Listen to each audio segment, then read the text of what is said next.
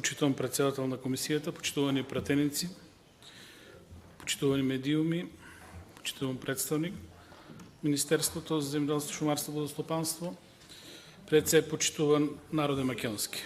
Пред нас е законот за дополнување на законот за семенски и саден материјал за земјоделски растенија. И одма на почетокот да кажам дека реално се врши усогласување со националното законодавство, со законодавството на Европската унија. Именно се врши усогласување со членот 16 ставовите 1 и 2 од директивата 2006 година 123 ЕЦ на Европскиот парламент и Советот од 19 декември, како и усогласување со фактички тоа се прави усогласување со внатрешниот пазар на Европската унија, Целекс број 32006L0123. Како и хоризонтално усогласување по истиот основ со член 14. Генерално,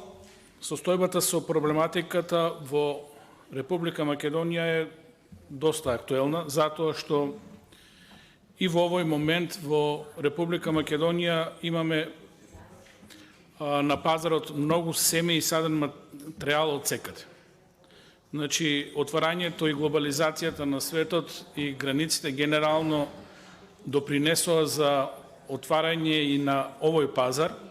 така да може да сретнете на пазарот најразни производи, меѓутоа многу интересно е и трендот што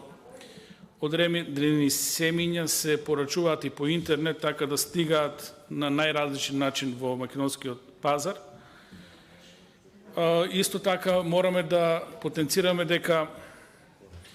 ова проблематика на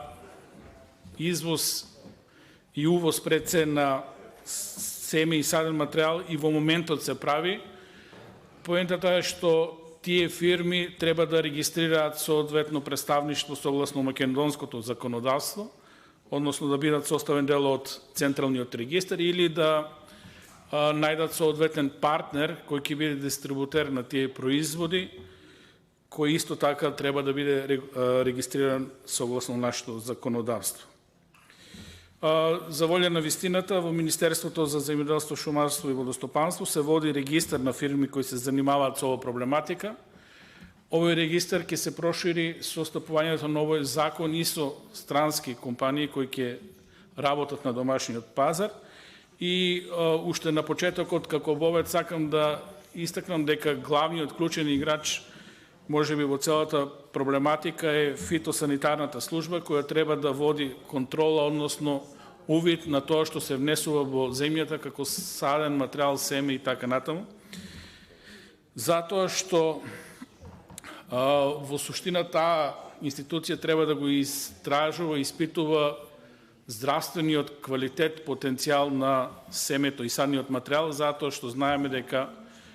може да се случат пренесување на разни болести, инсекти, паразити, кои понатаму може да направат сериозни проблеми во домашното земјоделство и оваа проблематика мора соодветно да се третира. Дополнителни проблеми што на некој начин ме потенцираше, ме потикна да се јавам на оваа проблематика, е тоа што на пазарот кај нас и во светот има многу фирми кои се занимаваат со оваа проблематика и за жал многу често производот не соодействува со декларацијата која се нуди. Знаеме дека во суштина купувањето на семе и да го видите крајниот ефект од тоа што сте го купиле, кој производ може да поминат многу години. Тоа е пред се кај долгогодишните овошни насади, кај декоративните дрвни видови, кај грамушките и така натаму, така да може вие условно да сте купиле производ со декларирани податоци кои не соодействуваат со реалност, односно понатаму да добиете лош производ, кој веќе е многу касно како понатаму да го третирате, затоа што поминале години, а често знаеме тие фирми од лукративни причини и дома и во странство се пререгистрираат, така да не можете да најдете едноставно правен наследник за да поведете судска постапка. И имаме такви случаеви со посадени хектари на ореви, а не соодействува со тоа што е купено, односно немаме соодветен квалитет. И тука е потребно на некој начин да се најде решение на овие проблеми. Значи, не е спорно, ние како држава сме отворени, особено за европскиот пазар, и сосема е нормално да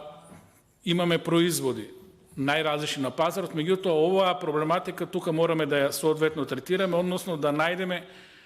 начин како да ги бонитираме овие фирми, односно покрај тоа што ќе се во регистарот на Министерство за земјоделство, шумарство и водостопанство, на некој начин моја препорака е да се води и бонитет на овие фирми, односно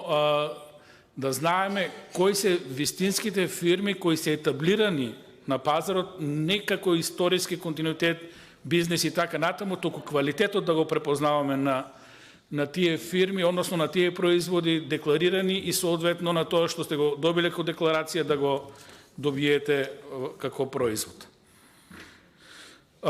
Со законот дополнително се регулира дека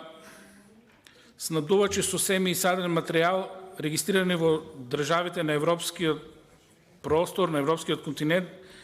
со овој закон ќе можат слободно да имаат производство, подготовка за трговија, увоз, извоз и трговија на семенски и саден материјал од земјоделски растенија. При тоа, овие субјекти дополнително, за разлика од сегашното законско решение, нема да морат да се регистрираат во македонскиот правен промет, што е на некој начин тоа усогласување со споменатата директива. И одма на почетокот да кажам дека во овој закон на некој начин не беше ни спомнато, има завршни преодни одредби. Овие прописи ќе важат со денот на пристапување на Република Македонија во Европската унија, значи нема нешто драматично да се случи на пазарот, барем не додека да го добиеме тоа посакувано пристапување кон Европскиот сојуз. Сега тоа што ми е поента и зошто се јавив за дискусија,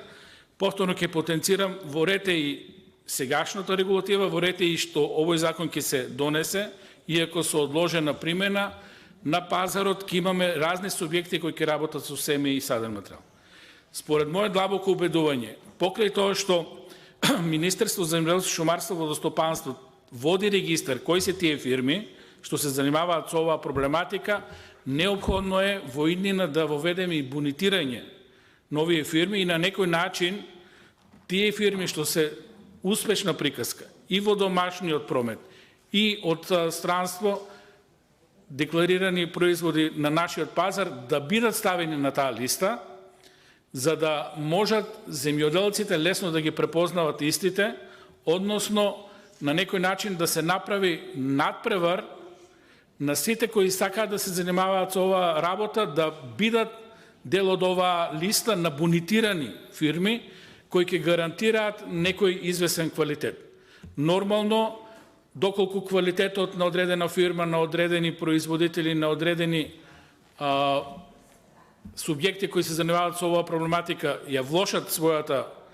работа, да бидат вадени од таа листа, значи да имаме влез-излез инпут, со цел да земјоделците на крајот добијат препознатливи брендови кои имаат квалитет. Значи, покрај тоа што ќе го либерализираме пазарот,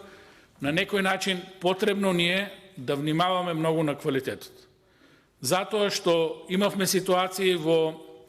не така далечна иднина, цели реколти на домати, на пиперки беа едноставно промашени поради лош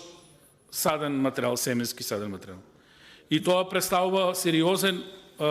импакт негативен врз земјоделието. Спомнав, го знам лично примерот, сериозни инвестиции во плантажи на ореви далеко од тоа што е деклариран производ да го добиете како овош како плод, за да може тоа да го исползуват. Луѓето вложиле средства, подигнале наследи, на крајот не соодействува плодот со декларацијата на тоа што го купуват. Затоа сметам дека покрај таа листа на фирми кои се занимаваат со оваа проблематика треба да воведеме и листа на бонитирање, односно да знаеме кои се тие вистински субјекти кои се докажани на македонскиот пазар, а кои се новодојдени да се борат да влезат на таа листа. Тоа ми беше чисто поентата. Сметам дека и во оваа насока треба да одат овие работи во иднина. Благодарам.